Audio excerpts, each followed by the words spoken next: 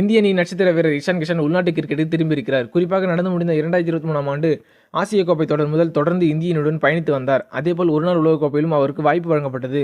பிறகு ஆஸ்திரேலியாவுக்கு எதிரான T20 தொடரில் சிறப்பாக 2 அரை சதங்கள் பதிவு செய்திருந்தார். அதன் பிறகு நடைபெற்ற சவுத் ஆப்பிரிக்காவுக்கு எதிரான தொடரில் மனசோர்வு காரணமாக பாதியில் திரும்பினார். பின்னர் BCCI அறிவுறுத்தியும் உள்நாட்டு கிரிக்கெட் தொடரில் அவர் பங்கேற்கவில்லை. அவரின் இடத்தில் துரு ஜுரல் தக்க வைத்துக் கொண்டார். பிறகு அவரை BCCI ஒப்பந்தப்பட்டியலிருந்து BCCI நீக்கியது. அதன்பின் காயத்திலிருந்து திரும்பிய பண்ட் கம்பேக் கொடுத்தார். தற்பொழுது KL ராகுலும் இணைந்துள்ளார். எனவே இஷான் கிஷானின் எதிர்காலம் எப்படி இருக்கும் என்பது கேள்விக்குறியாக உள்ளது. தற்பொழுது சீனியர் வீரர்கள் உள்நாட்டு கிரிக்கெட்டில் திரும்பி இருக்கும் பட்சத்தில் இஷான் கிஷனும் புச்சுபாபு தொடரில் ஜார்க்கண்ட் அணியை கேப்டனாக வழிநடத்த உள்ளார். எனவே இது குறித்து ஜார்க்கண்ட் அணி தரப்பில் இருந்து கூறப்பட்ட செய்தி என்னவென்றால், இஷான் கிஷானின் திறமை மீது யாருக்கும் சந்தேகமில்லை. அவர் தயாராக இருந்தாரா இல்லையா என்பது எங்களுக்கு தெரியாது. ஆகையால் தான் நாங்களும் அவர் பெயரை சேர்க்கவில்லை. அவரும் எங்களுக்கு தொடர்பு கொள்ளவில்லை. பிறகு அவர் எங்களுக்கு தொடர்பு கொண்டு அணிக்கு வர விரும்புவதாக கூறினார். பிறகு அவரை கேப்டனாக நியமித்தோம் என ஜார்க்கண்ட் அணி தரப்பில் இருந்து தகவல் வெளியாகியது.